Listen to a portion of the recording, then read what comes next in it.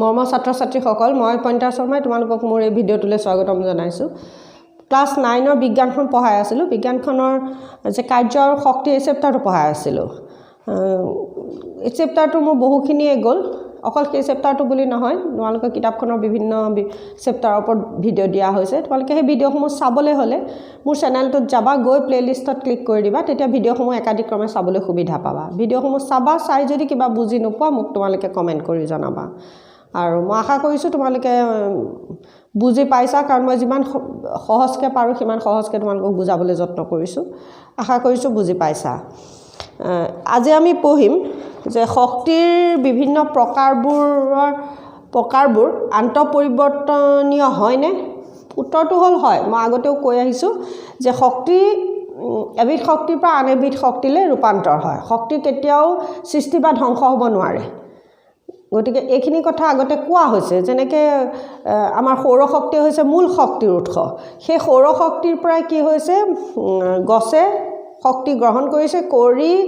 শ্বেতসাৰজাতীয় খাদ্য প্ৰস্তুত কৰিছে। অৰ্থাৎ সেই সৌৰশক্তি গছজোপাত কিহলৈ পৰিৱৰ্তন হ'ল? ৰাসায়নিক শক্তিলৈ পৰিৱৰ্তন হ'ল। আৰু সেই ৰাসায়নিক শক্তি মানে সেই শ্বেতসাৰে কি হৈছে, জীৱকুলে বা জীৱজগতে ব্যৱহাৰ কৰি আছে, নহয় জানো? সেই শক্তিৰ জৰিয়তে আমি চলি আছোঁ। তাৰমানে সেই শক্তি যেতিয়া জীৱই গ্ৰহণ কৰে, মানে শ্বেতসাৰ যেতিয়া গ্ৰহণ কৰে সেই ৰাসায়নিক শক্তিক, সেই ৰাসায়নিক শক্তি আকৌ আমাৰ শৰীৰত বা জীৱ এটাৰ শৰীৰত কিহলৈ পৰিৱৰ্তন হয়? তাপ শক্তিলৈ পৰিৱৰ্তন হয়। মুঠৰ ওপৰত শক্তিৰ পৰিৱৰ্তন হয়। তেনেকৈ সেই সৌৰশক্তিৰ পৰাই কি হয়? জলশক্তি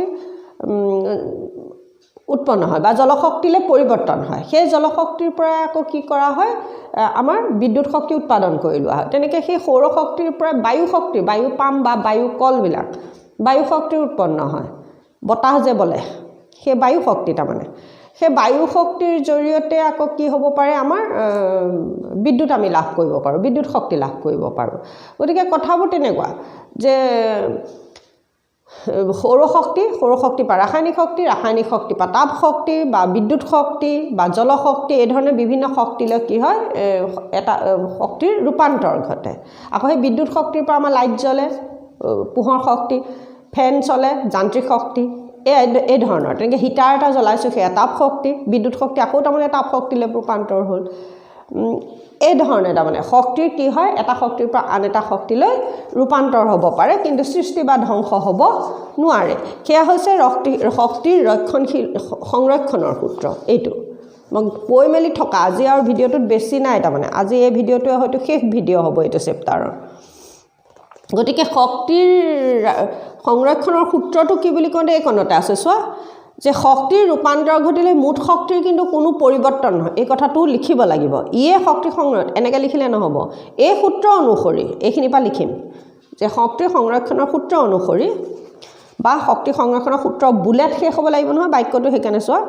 যে শক্তিক কেৱল এটা প্ৰকাৰৰ পৰা, সেইখিনিৰ পৰা লিখিম, শক্তিক কেৱল এটা প্ৰকাৰৰ পৰা আন এটালৈ ৰূপান্তৰহে কৰিব পাৰি, ইয়াৰ সৃষ্টি বা বিনাশ কৰিব নোৱাৰি। ৰূপান্তৰ আগত আৰু পিছত মুঠ শক্তি একে থাকে। এই হৈছে কি? শক্তিৰ সংৰক্ষণৰ সূত্ৰ। হ'লে কি ক'লে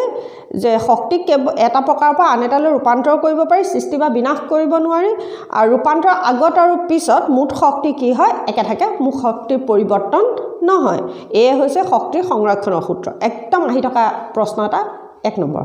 এইটোৱে প্ৰশ্ন তাৰমানে এইখিনিত। তাৰপাছত এই কণত দিছে যে সৰল উদাহৰণ এটা ধৰা হওক এমভৰৰ বস্তু এটা এইচ উচ্চতাৰ পৰা মুক্তভাৱে পৰিছে। আৰম্ভণিতে স্থিতিশক্তি mgh হ'ব। মই স্থিতিশক্তি কি পঢ়াইছিলোঁ? এটা বস্তু এটা উচ্চতাত আছে, ইয়াৰ স্থিতিশক্তি কিমান? mgh। ইয়াৰ পৰা এই সময়ত কিন্তু তাৰ গতিশক্তি কি হ'ব? 0, কাৰণ ই ৰৈ আছে নহয়, v0 হৈ আছে, বেগ তাৰমানে হাফ mv² আছিলে, v0। গতিকে ইয়াৰ গতিশক্তি 0, স্থিতিশক্তি কিমান? mgh হ'ল। যেতিয়া সি পৰিব বস্তুটো, ইয়াৰ পৰা যেতিয়া পৰিব, এটা উচ্চতাৰ পৰা যেতিয়া সি পৰিব, তাৰ মুক্ত অধোগমন হ'ব, তেতিয়া কি হ'ব? স্থিতিশক্তি লাহে লাহে কমি কমি গৈ থাকিব আৰু গতিশক্তি লাহে লাহে বাঢ়ি বাঢ়ি গৈ থাকিব। মানে এইখিনিতে গতিশক্তি 0 আছিলে নে স্থিতিশক্তি সৰ্বোচ্চ আছিলে? যেতিয়া ই পৰিব, পৰোঁতে তাৰমানে তাৰ স্থিতিশক্তি লাহে লাহে কমি কমি কমি কমি গৈ থাকিব। যেতিয়া মাটি স্পৰ্শ কৰিব, স্থিতিশক্তি প্ৰায় নাইকিয়া হৈ যাব। আৰু মানে কি হৈ যাব গতি শক্তি কিন্তু ইয়াত শূন্য আছিলে নহয় লাহে লাহে বাঢ়ি বাঢ়ি গৈ থাকিব যেতিয়া মাটি স্পৰ্শ কৰিব গতি শক্তি সৰ্বোচ্চ হ'ব একদম জানিবলগীয়া এটা বাক্য তাৰমানে সেই স্থিতি শক্তিয়ে কি হয় গতি শক্তিলৈ ৰূপান্তৰ হয় ইয়াত থকা এইখিনি যিখিনি সৰ্বোচ্চ স্থিতি শক্তি আছিলে ইয়াত গতি শক্তি শূন্য আছিলে সেই স্থিতি শক্তি লাহে লাহে কমিব কমাৰ লগে লগে কি হ'ব যিমান কমিব সিমানে গতি শক্তি বাঢ়িব যিমান কমিব সিমানে গতি শক্তি বাঢ়িব আল্টিমেটলি কি হ'ব একদম যেতিয়া মাটি স্পৰ্শ কৰিব স্থিতি শক্তি প্ৰায় শূন্য হৈ যাব আৰু গতি শক্তি কিন্তু কি হ'ব সৰ্বোচ্চ হ'ব কথাটো সেইটো তাৰমানে স্থিতি শক্তিখিনিয়ে গতি শক্তিলৈ পৰিৱৰ্তন হ'ব যে আৰম্ভণিতে স্থিতি শক্তি mgh আৰু গতি শক্তি শূন্য হ'ব গতিকে গতি শক্তি কিয় শূন্য হ'ব কথাটো মই এইমাত্ৰ ক'লোৱে কাৰণ গতি এইখিনিতে থাকোঁতে বেগ শূন্য ভিৰ মান শূন্য যাৰ বাবে গতি শক্তি কি হ'ব শূন্য হ'ব এইটো প্ৰশ্ন হ'ব পাৰে যে ইয়াৰ বেগ শূন্য হেতুকে ই শূন্য মানে এটা স্থানত এটা উচ্চতাত স্থিতি শক্তি কিমান গতি শক্তি কিমান তোমাক আহিব স্থিতি শক্তি হ'ল mgh আৰু গতি শক্তি হৈছে হাফ mv², তাৰমানে এটা স্থানত এটা উচ্চতাত এইখন টেবুল যেনিবা এই উচ্চতাত তাৰমানে গতি শক্তি কি হ'ল ইয়াতে কিতাপখন আছে বা এইটো ইয়াত স্থিতি শক্তি কি হ'ব mgh আৰু গতি শক্তি কি হ'ব হাফ mv². এই ভিৰ মান কি হৈছে যেহেতুকে শূন্য হৈ আছে শূন্য স্কয়াৰ হয় শূন্যৰ লগত কিবা এটা পূৰণ কৰিলে ইয়াৰ মান কি হৈ যায় শূন্য হয় গতিকে এটা নিৰ্দিষ্ট উচ্চতাত থকা এটা বস্তু বা এটা নিৰ্দিষ্ট স্থানত যেতিয়া এটা বস্তু ৰৈ থাকে তেতিয়া তাৰ স্থিতি শক্তিৰ মান mgh এই যি মান আছে হেতুতে ওলাই যাব ভৰ জানিব লাগিব কিন্তু গতি শক্তি তাৰ শূন্য হ'ব কাৰণ ভিৰ মান শূন্য তাৰ বেগ একো বেগত নাথাকে হি ৰৈ আছে বেগৰ মান শূন্য যাৰ বাবে গতি শক্তি কি হয় শূন্য হয় প্ৰশ্ন হ'ব পাৰে কিন্তু এটো গতিকে বস্তুটোৰ মুঠ শক্তি কিমান হ'ব তেতিয়াহ'লে এই দুইটা যোগ কৰিলো ইয়াত মুঠ শক্তিৰ মান কি হ'ব mgh প্লাস তাৰমানে শূন্য এই হাফ mv² শূন্য হ'ল নহয় ইজুকেল কি হ'ব mgh তাৰমানে এটা উচ্চতাত থকা এটা বস্তুৰ মুঠ শক্তি কিমান সদায় mgh গতিকে বস্তুটোৰ মুঠ শক্তি হ'ব mgh অধুগমনৰ কালত ইয়াৰ স্থিতি শক্তি গতি শক্তিলৈ ৰূপান্তৰ হয় এই মাত্ৰ মই ক'লো আকৌ যদি কোনো পদত্ত মুহূৰ্তত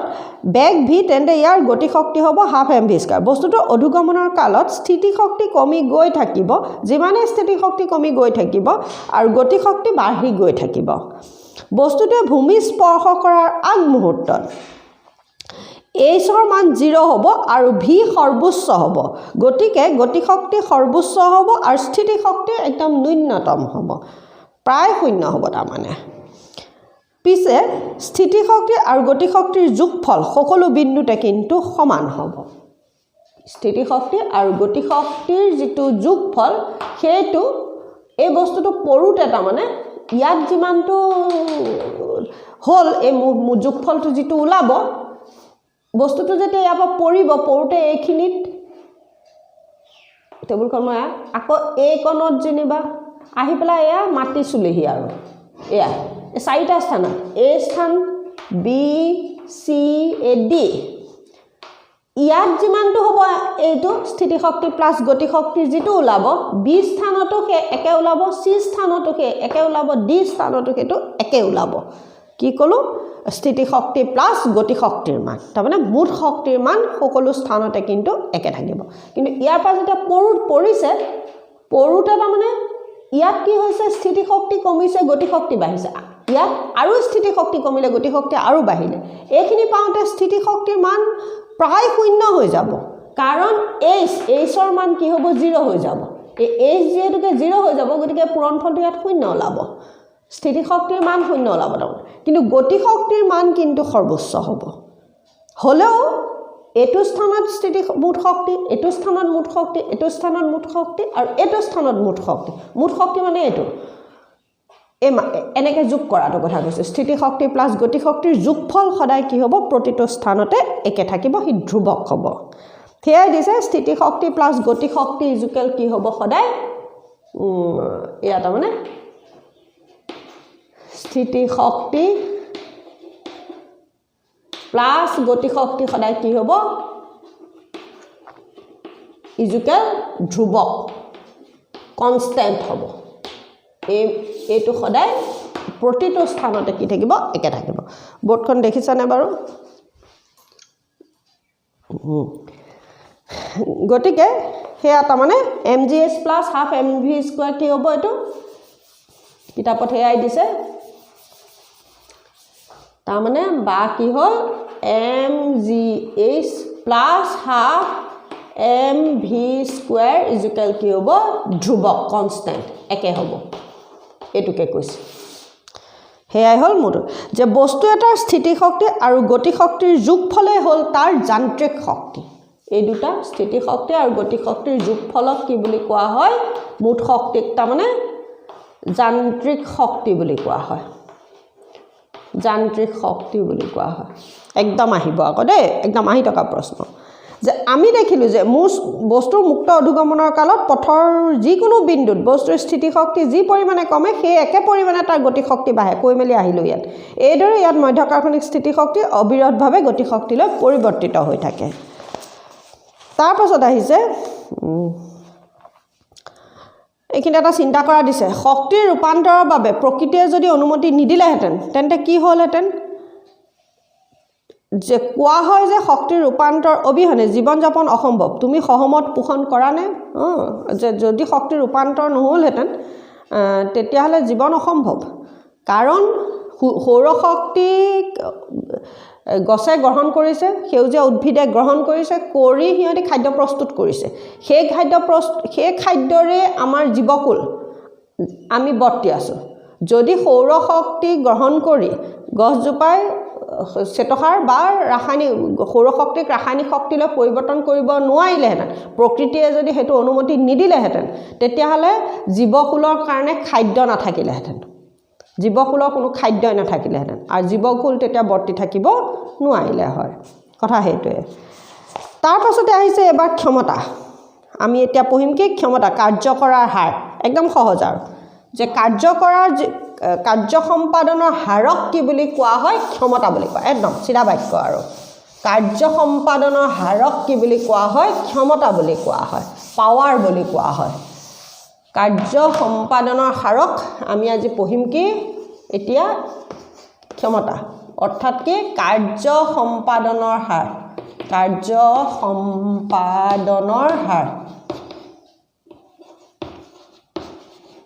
হাৰক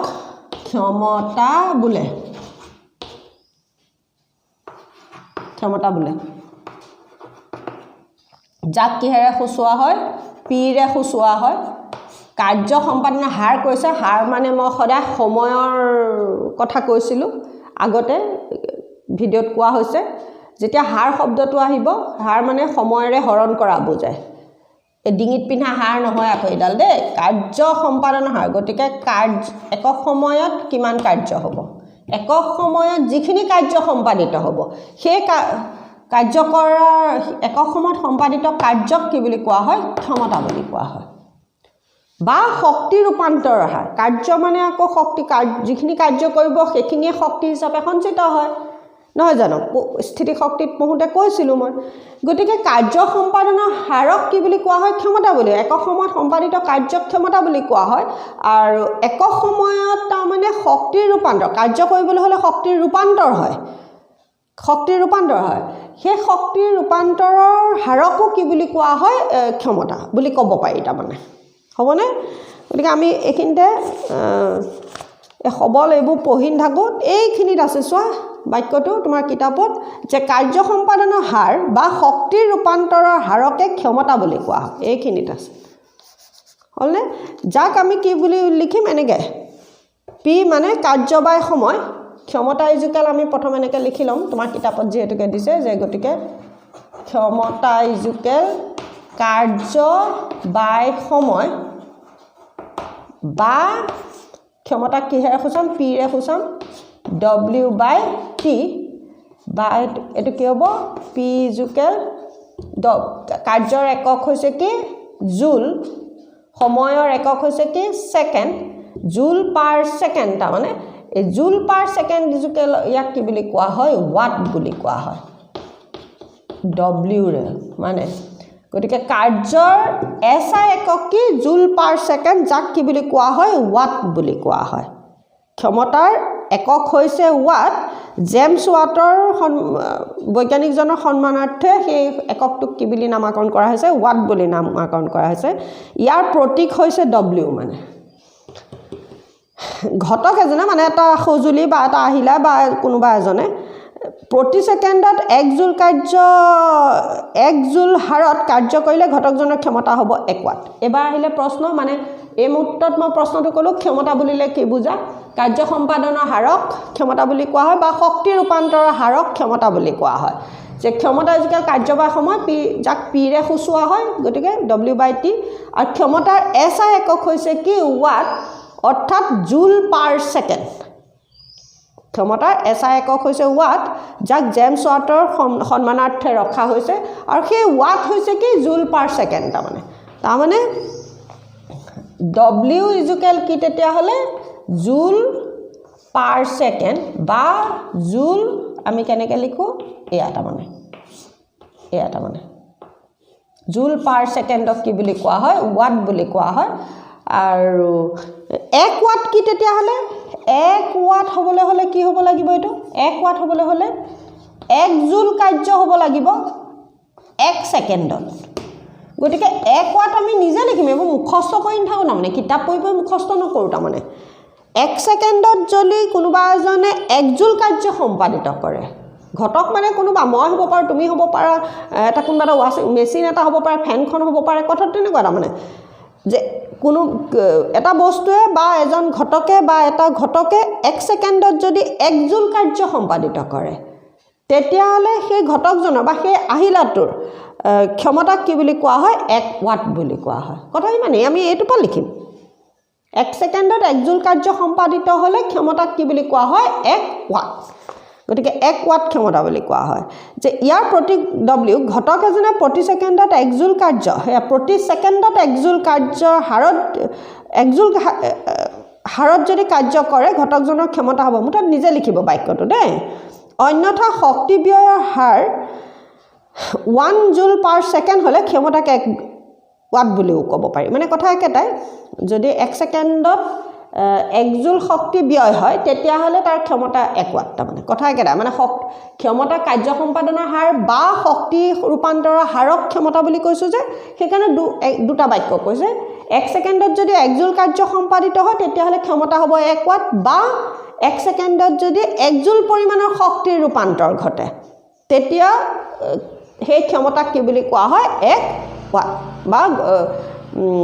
সেই আহিলাটো বা সেই ব্যক্তিজনৰ বা সেই ঘটকজনৰ ক্ষমতাক কি বুলি কোৱা হয় 1 ওয়াট গতিকে 1 ওয়াট কাক বলে লিখিব পাৰিব লাগিব লিখি আকৌ এনেকৈ লিখিব লাগিব মানে p ইকুয়াল w/t লিখি এই ধৰণে লিখিবা মানে প্ৰথম p ইকুয়াল w/t লিখিবা লিখি 1 ওয়াট ইকুয়াল 1 জুল বাই 1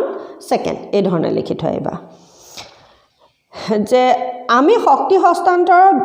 বৃহত্তৰ হাৰক কিলোৱাট এককত প্ৰকাশ কৰোঁ এখিনি আগতেও ক'বাত পাইছিলো নেকি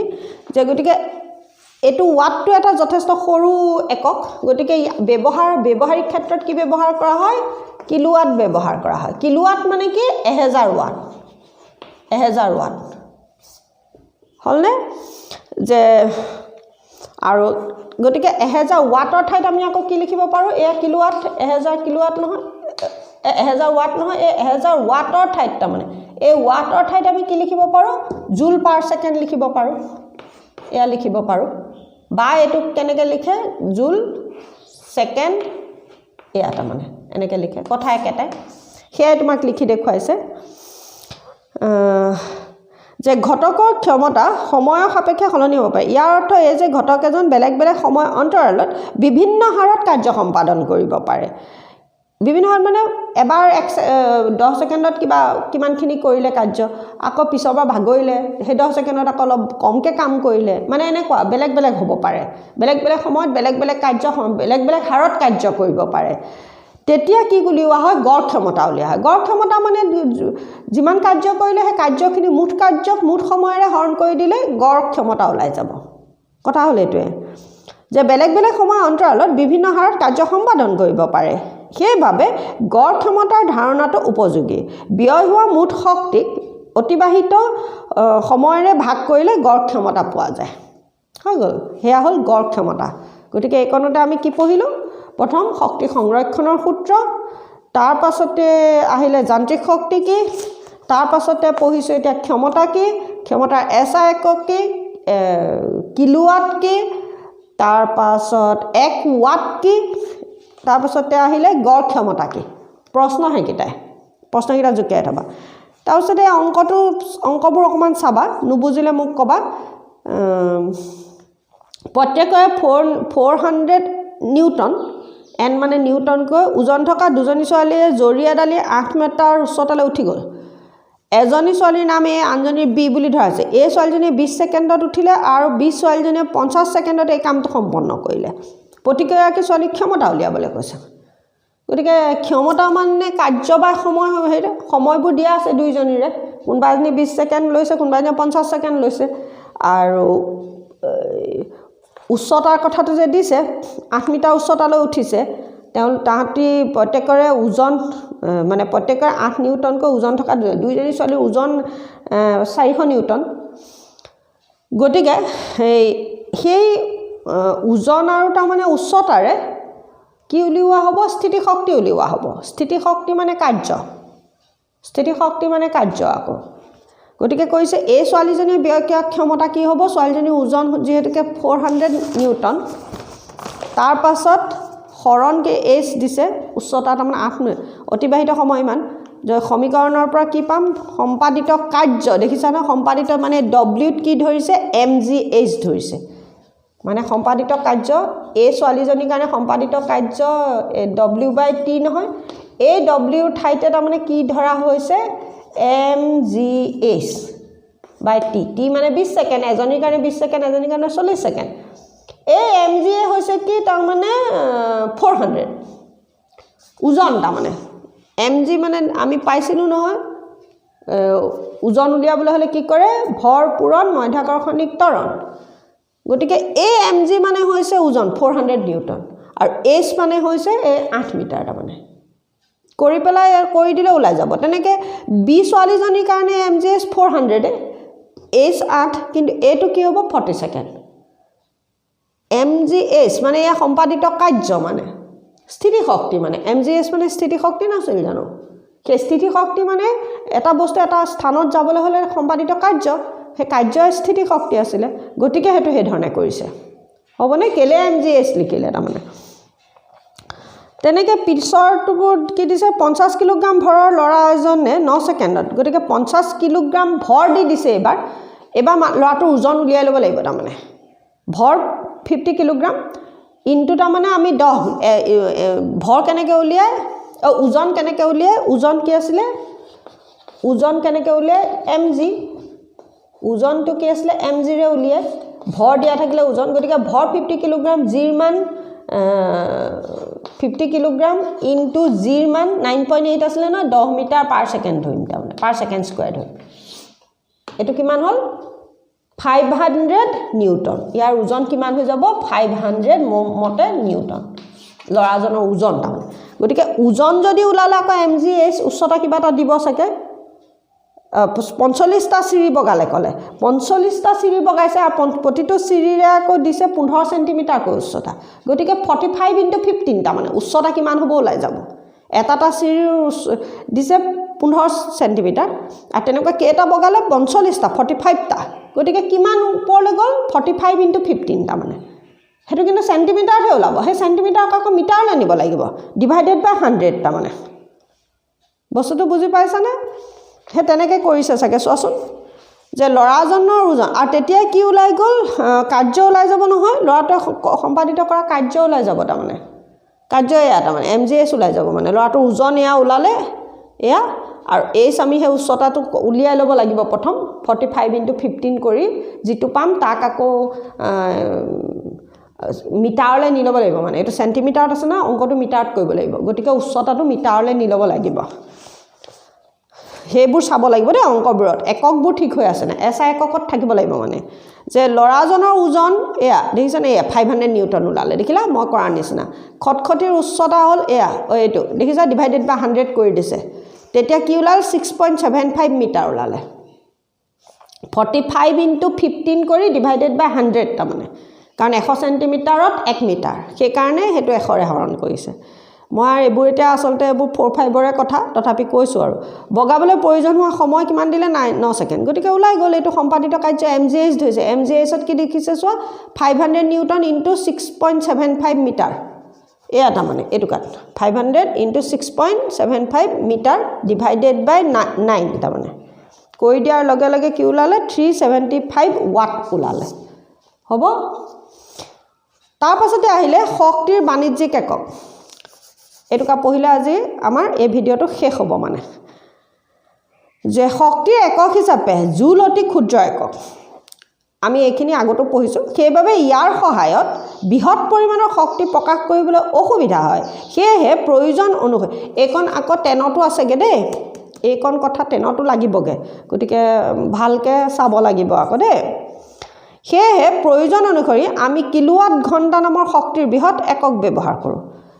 ক্ষমতাৰ এসআই একক আমি এতিয়া আমি ক্ষমতাৰ এসআই একক পঢ়িছিলো ওয়াট আৰু কিলোৱাট বৃহৎ এককটো হৈছে কিলোৱাট এসআই একক ওয়াট কিন্তু ব্যৱহাৰিক একক কিলোৱাট তাৰমানে ক্ষমতাৰ এবাৰ আমি শক্তিৰ ব্যৱহাৰিক একক পঢ়িছো ইয়াত আমি কি পঢ়িব গৈছো যে শক্তিৰ ব্যৱহাৰিক একক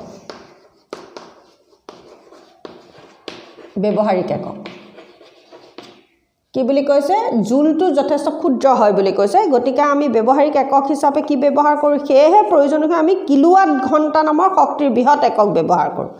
কি ব্যৱহাৰ কৰো কৈছে কিলোৱাট ঘণ্টা হল ইয়াক কি বুলি কোৱা হয় কিলোৱাট ঘণ্টা নামৰ এটা বৃহৎ একক ব্যৱহাৰ কৰো 1 কিলোৱাট ঘণ্টা কাক বোলে প্ৰশ্ন এটা এটো যে 1 কিলোৱাট আৱাৰ কি প্ৰশ্ন এটো তাৰ তলতে যেটো যে ধৰা হোক আমাৰ হাতত প্ৰতি সেকেন্ডত 1000 জুল শক্তি ব্যয় কৰা এটা যন্ত্ৰ আছে যদি এই যন্ত্ৰটো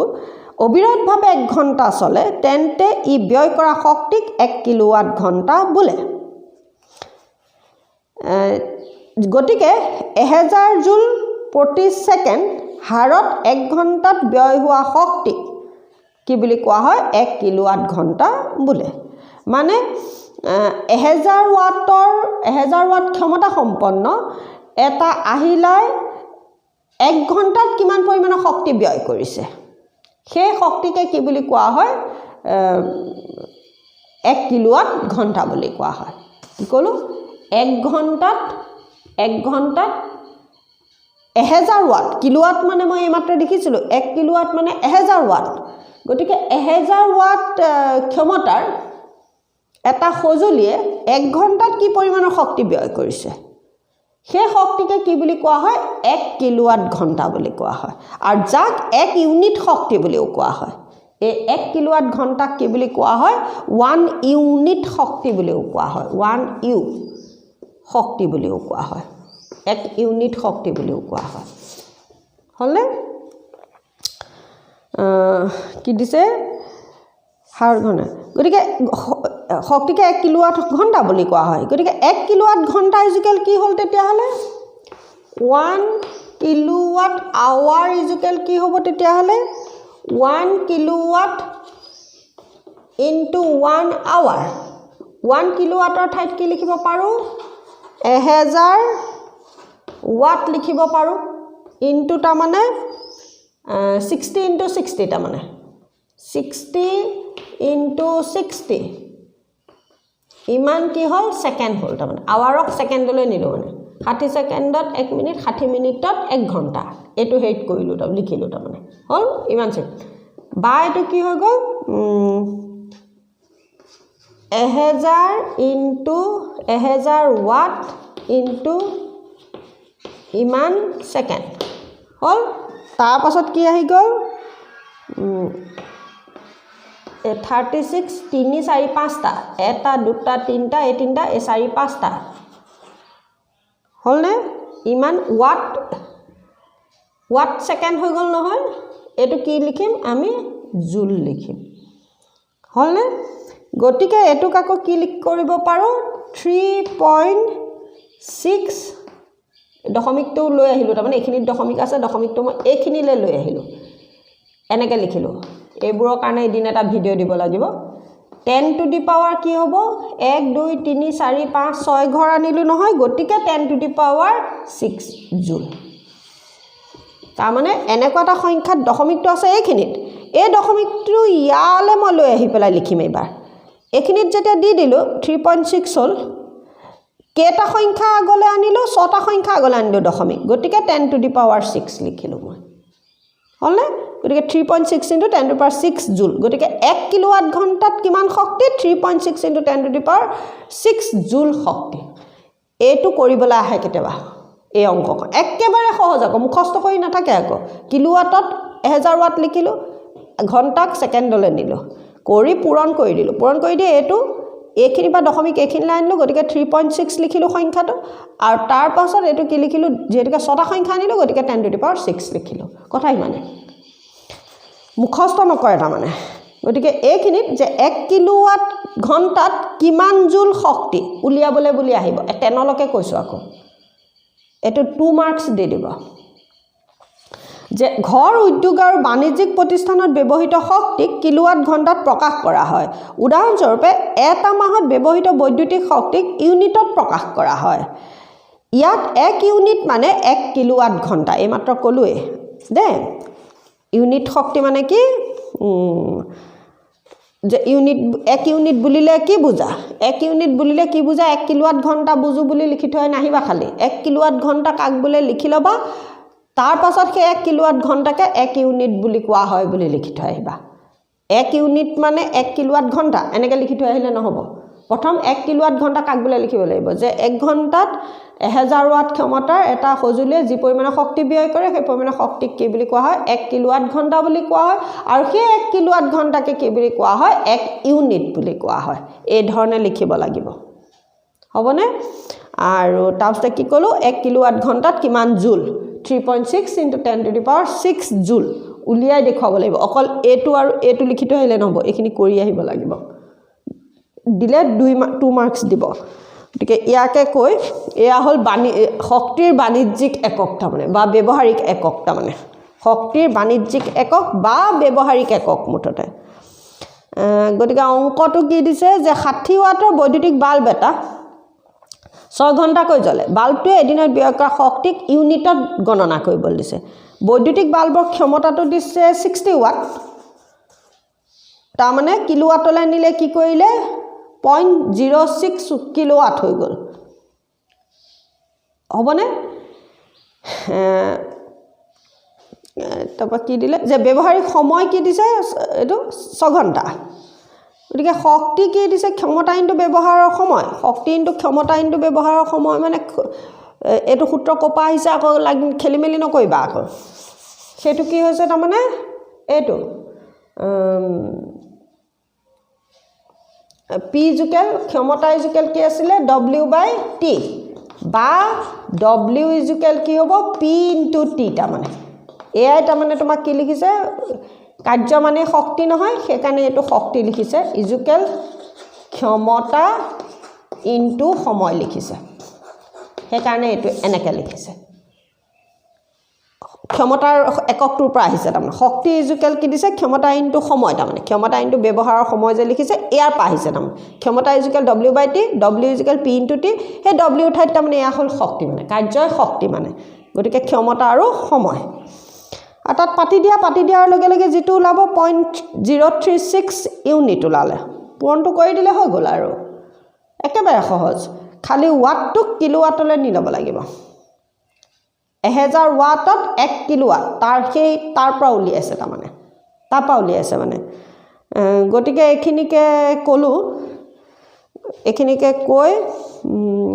তাৰমানে 1000 ৰে হৰণ কৰি দিলে 60 ওয়াটক 1000 কৰি হৰণ কৰি দিবা তেতিয়া হি কিলোৱাট যাব ওয়াটত থাকিলে 1000 ৰে হৰণ কৰিলে হি কিলোৱাট হৈ যাব আৰু ইটোটো ঘণ্টাত থাকিব লাগিব যদি হিটো মিনিট বা সেকেন্ডত দিয়ে তাক ঘণ্টালৈ নি ল'ব লাগিব মানে এইখিনতে এটো অংক কৰিলে এনেকুৱা অংক আহিলে ওয়াট থাকিলে কিলোৱাটলৈ নিব লাগিব আৰু যদি সেকেন্ডত থাকে তেতিয়া তাক ঘণ্টালৈ নি ল'ব লাগিব তাৰ পাছতহে অংকটো পূৰণ হৰণ কৰিব লাগিব কাৰণ ইউনিট উলিয়াবলৈ দিছে কিমান ইউনিট উলিয়াবলৈ দিছে হ'বনে বা কিলোৱাট কিমান কিলোৱাট ঘণ্টা উলিয়াবলৈ দিছে তেতিয়া অংকটো কিলোৱাট আৰু ঘণ্টাতে কৰিব লাগিব একক কিটা চাই লবা একক খেলিমেলি হৈ থাকিলে একক খলাই ল'ব লাগিব তাৰ পাছত পূৰণ হৰণ কৰিব লাগিব গতিকে বুজি পাইছা বুলি ভাবিছো এটো অংক একেবাৰে সহজ এটা অংক দিছে